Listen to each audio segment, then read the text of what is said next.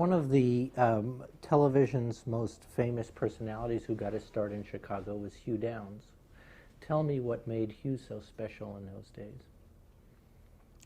Well, in Chicago, Hugh really wasn't that special. He was a commercial announcer, was what he was. He was on staff as an announcer on the radio side, and he got into television doing commercials for when Hawkins Falls was made into a soap opera in its 15-minute version.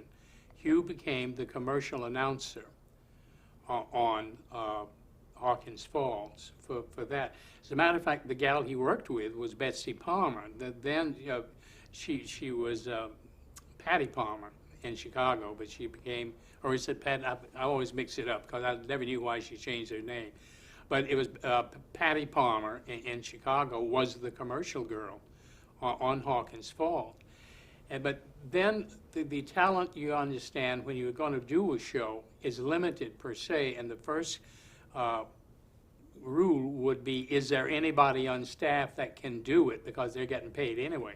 Now, they probably got a little extra for doing a show or something like that, but that's how Hugh got the half-hour daily little talk variety show called Coffee Ann in the morning, and then that was a local show. See, so many of the shows stayed local, and then if they went network, that was always the big deal of, oh, you're going to the full network today or whatever. And when it became The Bunch, I became the director of that show with the Art Van Damme Quintet, as I say, and Betty Chappell. What made Hugh work on what made him connect so well on television, you think? The thing that got Hugh to New York, Ben Park was an executive producer out there, and Ben had worked with Hugh on Hawkins Falls, as Ben was directing Hawkins Falls at that point, and working with Hugh, and they got to be very big friends. And Ben heard that in New York, a show was going to go on the air with Arlene Francis called The Home Show. And they were looking for somebody to be with Arlene. And Ben felt that Hugh could do it, so he recommended Hugh to the New York guys, and Hugh came east and auditioned, and they liked him, and Arlene liked him, and that's how he got to New York. But he had a special quality to him, almost a Garraway-ish quality, in that he had Catholic interest. I mean, he knew something about everything, though. Yeah, well, that's Hugh. When I first met him, he was in the middle of reading The 10-Foot Shelf. And I mean, he read every book, and you know, this, I guess it was the University of Chicago's famous Great Books Programs routine, you know. He's always had a very curious mind and always gone after his interests. And I've always said he's the luckiest man in the world that I know. He's had a chance to do everything he ever wanted to do. He wanted to ride a whale. So he tells the Today Show, I want to ride a whale. So he goes out and they do a spot on riding a whale. He literally, he flies, he writes music. You know, a couple of things have been done, like the St. Louis Symphony, I think, did a cello piece of his not too long ago that he really was writing for Yo-Yo Ma. But the thing that is his appeal, I think, generally is, and forgive me for saying this, Hugh, but all the old ladies love Hugh Downs. My mother-in-law was, oh, Hugh Downs, but she was from England.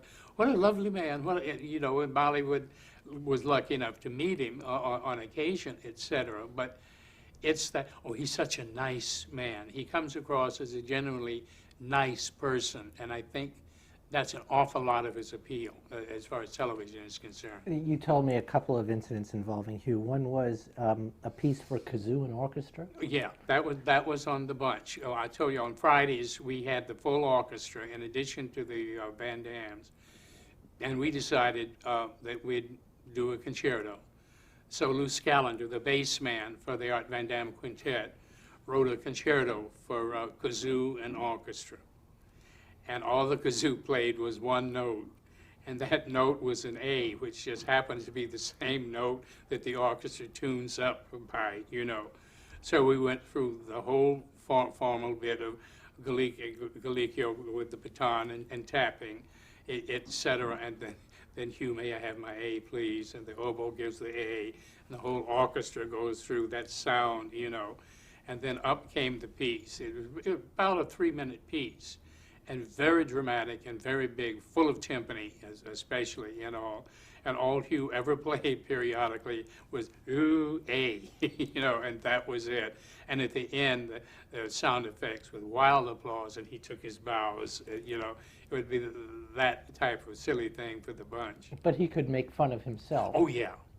Yeah, very much. He has a very dry sense of humor. And yeah. there was another bit about him explaining they asked him to explain the universe. Why did they do that? Oh, well, the song was, Betty Chappell was going to sing How High the Moon. What show was this for? Now, this is still the bunch again, this time with just the Art Van Damme Quintet.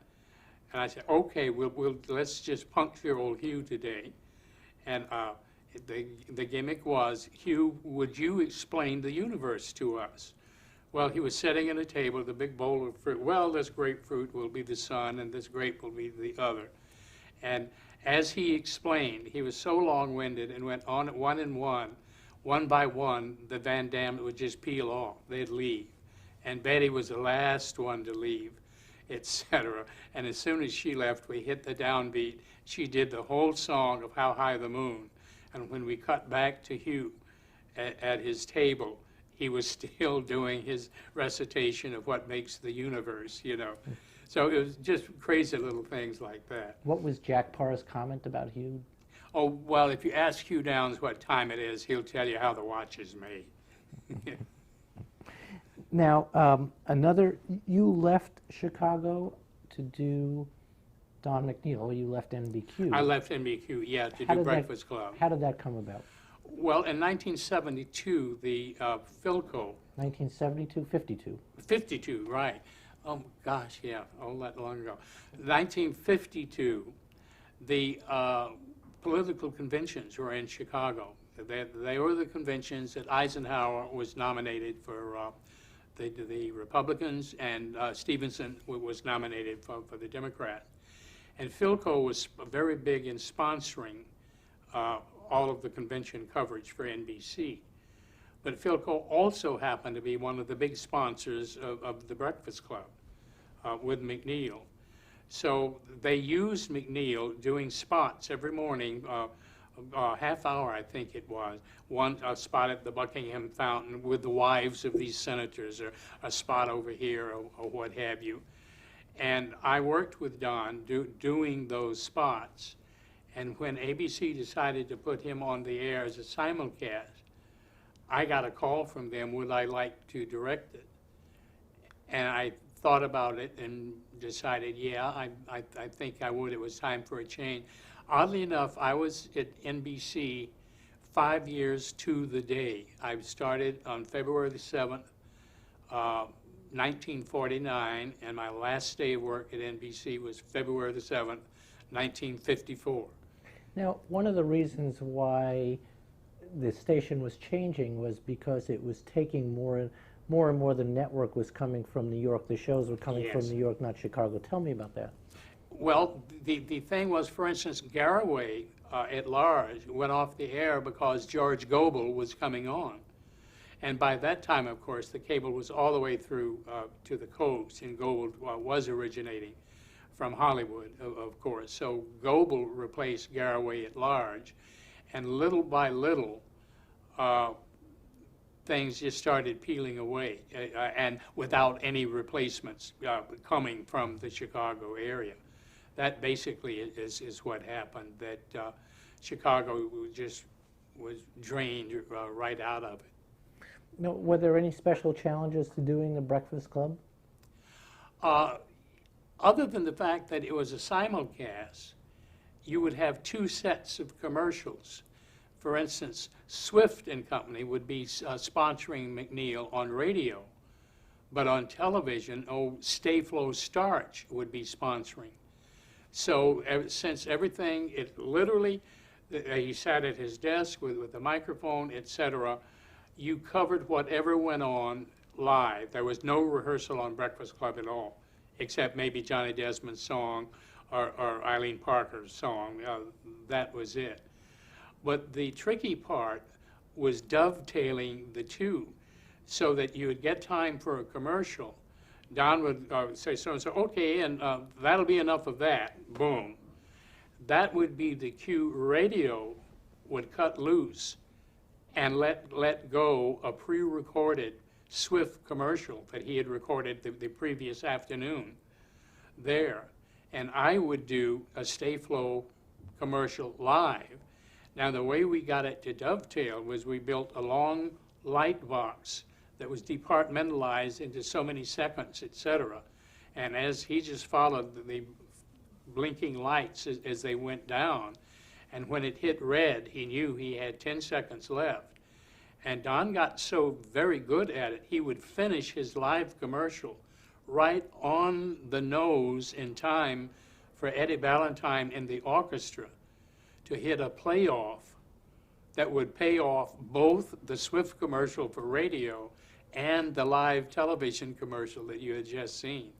That was really the only tricky part about it. But as I say, Don, after doing Breakfast Club, well, it was 30 years up to that point, just had the old stopwatch built in his head, you know, I think, and he could work right into it. What was he like to work with? He was very pleasant with me, but as I said earlier, he was a very private man and very, people would say, uptight, really. If I said, you know, good morning, Don, if he answered me, I would proceed normally, but if he didn't, I would just not say another word and copy down on my yellow pad the notes that he had made. I got to learn to read the notes of what he was doing when. Because it was a difficult situation going into that show, because here's this kid from NBC coming over to put on television this man and his radio crew. The radio crew, they had been together over 30 years, don't forget. And I was really sort of trepidatious about how am I going to fit in or what should I do. But I made sure not to step on anybody's toes as far as the radio side was concerned. I'm pleased to say that the show was on a full year. And by the time I left, Cliff Peterson, the radio producer, would come up to me, because Don had been in a not particularly good mood that morning when he came in. And Cliff would come up, Lynn, would you tell Don he's got Swift commercials to do after the show today? Oh, sure, Cliff. So, you know, we all got to be very big buddies that way. But Don was Don. He had, a lot of people who are in the public eye don't really enjoy being in the public eye that much, I think. I feel the same way about Johnny Carson. The times that I directed Johnny, he always very pleasant as a professional man to work with, but very, don't push yourself into Johnny's territory, if you see what I'm saying. Now, you moved on from there to America After Dark. Tell me about America After Dark. What kind of show was that? Well, it was a big mistake to begin with, but let me see. Steve Allen was just going off the air, and they hadn't decided on Jack Parr yet. And so America After Dark was on the air for 6 months, from 11:15 to 1 at night to 1 o'clock in the morning. And it was a show they decided, for some unknown reason, to use Jack LaScoulie as the host, and they put him in the exhibition hall, where the Today Show had come from, in those days. And then you would switch out to live remotes, and it was really supposed to be a picture of America, what happens after that. You would go to what happens in a dairy, for instance, between 10 o'clock at night and 4 o'clock the next morning. How do they get ready to make, or a newspaper publishing plate. And we use different New York reporters as such. Newspaper reporter, Earl Wilson, let me see, Hy Gardner, Irv Kupcinet was the reporter in Chicago. You'd switch to Chicago for spots every so often, you know. So it was that type of show that, again, had its good side too. I directed Carol Burnett before she was Carol Burnett. She appeared on that show as the weather girl and sang a medley of weather songs, you know, stormy weather, come rain or whatever. And I want you to know I bumped into Carol at least 8 years later. She's phenomenal this way. She not only will remember your face, chances are she'll remember your name. She's that type of person, you know, a genuine gal. Why would you have a weather girl on that show? What was the? How did Well, that fit it in? was, they were trying to make do, well, tomorrow's weather. A lot of people, the last thing you go to bed, you want to know what the weather's going to be like to go to work in the morning. So it had a little bit of news. Right.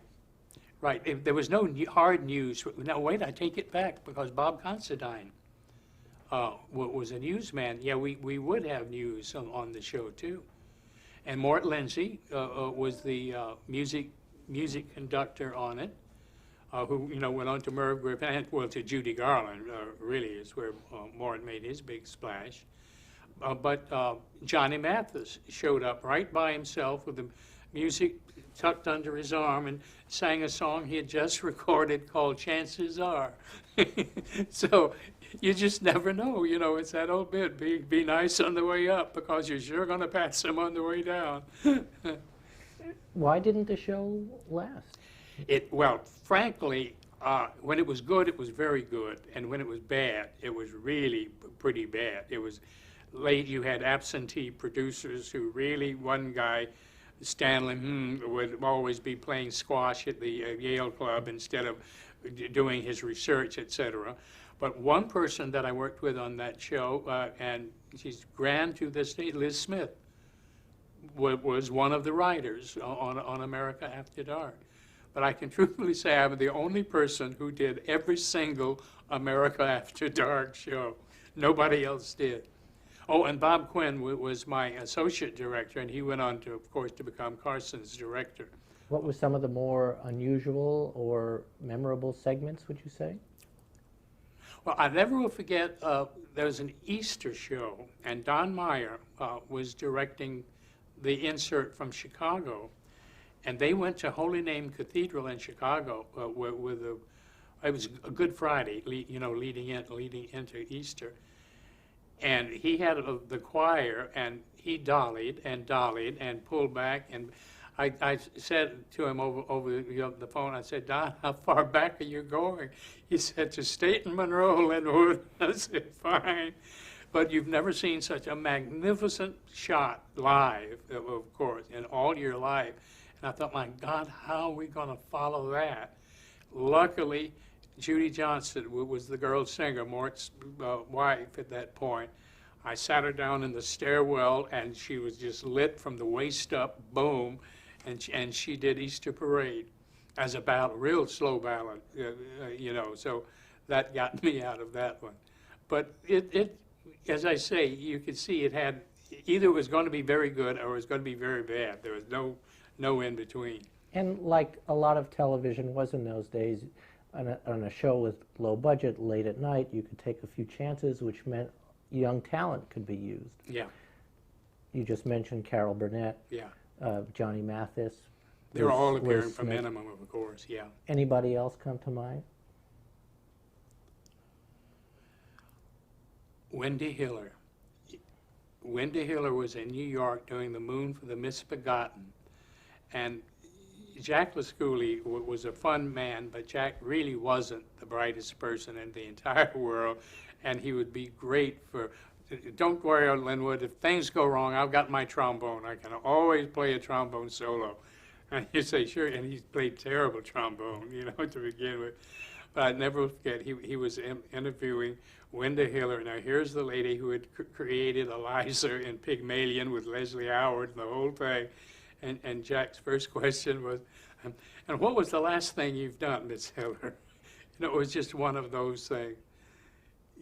As I say, it was a wild show, and they gave it 6 months, and they took it off at 6 months, and Jack Parr went on from the Hudson Theater instead. Was there any question of you being on the Jack Parr show at that point?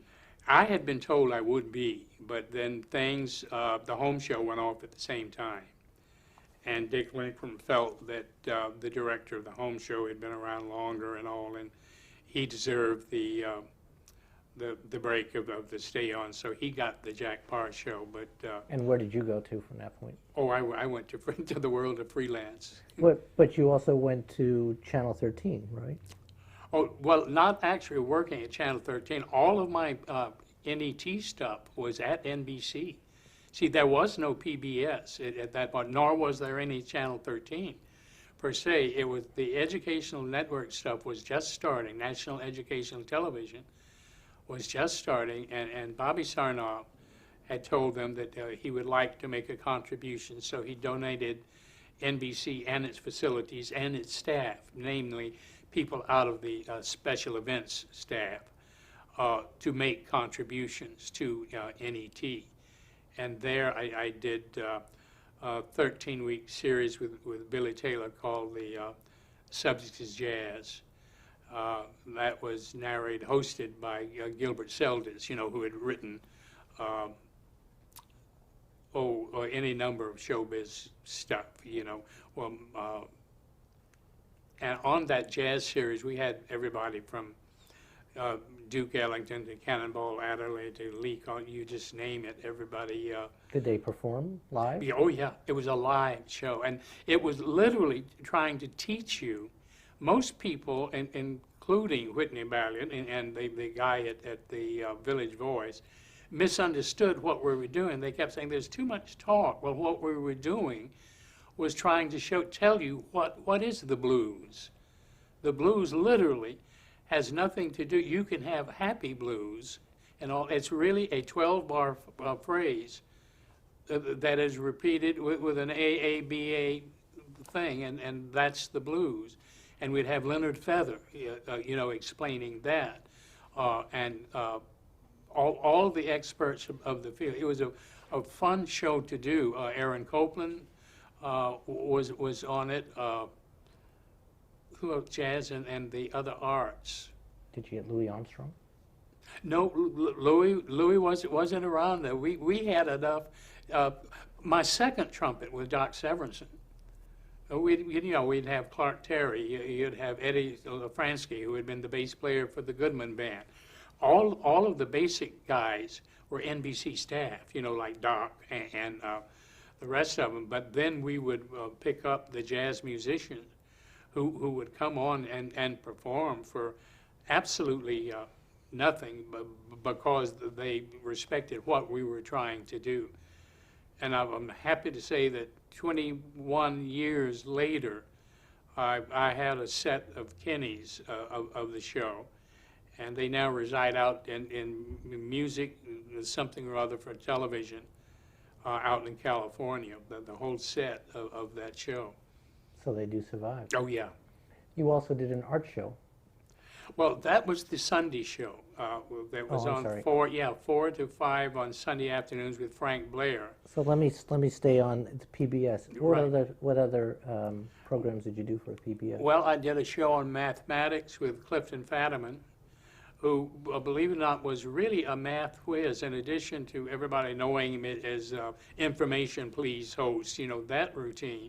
He was Kip was really a lovely man and very, very bright, as you might imagine. And we got fairly sophisticated and very, again, all of these shows were teaching shows. They could be shown in any classroom as a lecture. That was the style way before more of the entertainment stuff came into PBS. What other shows on PBS?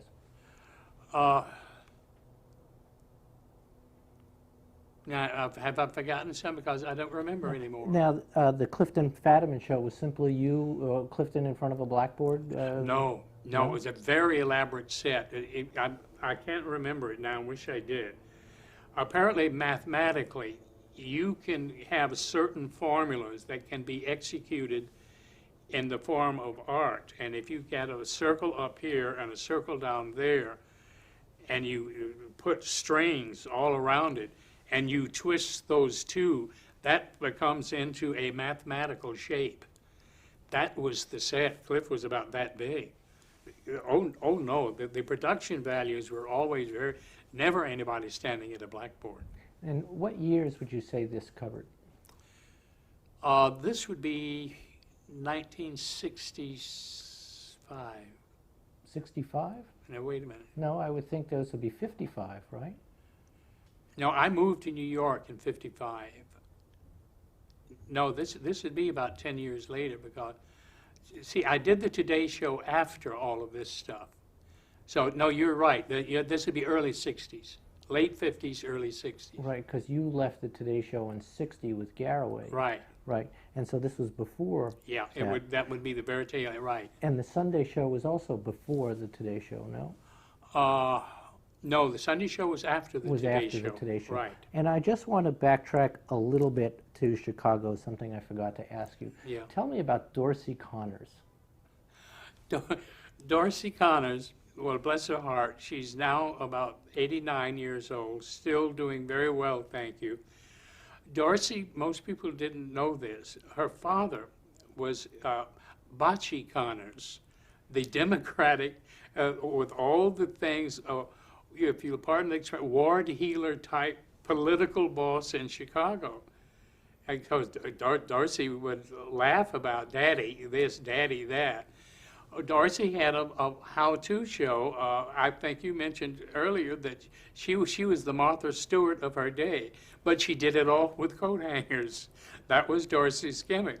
She'd have her coat hangers, and she could bend them here and bend and make different. It was a 5-minute show, so again, she would be sponsored. So you're really talking about 2.5 minutes worth of programming, you know, of her to do. With the coat hanger primarily, but with other stuff too. What would she do with coat hangers? You know, I can't even remember. What I remember about Dorsey, but Dorsey, don't you go near the fantasy room before that early show, because she'd be on 5:25 to 5:30. And as George Gold would say, you don't expect me to go out there by myself, do you?